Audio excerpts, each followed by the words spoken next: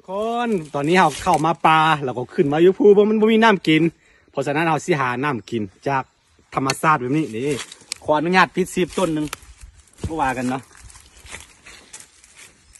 นี่คือเครือที่สามารถกินได้มันมีน้ำอยู่ในนี้แต่มาผู้ใดโบหูเนาะบ่แนะนำให้กินบางเครือบางชนิดเครือไม่บางชนิดมันจะเป็นพิษนะแต่ว่าวิธีการทดลองมาตัวใดมีพิษบ่มีพิษอ่ะนะเอาตัด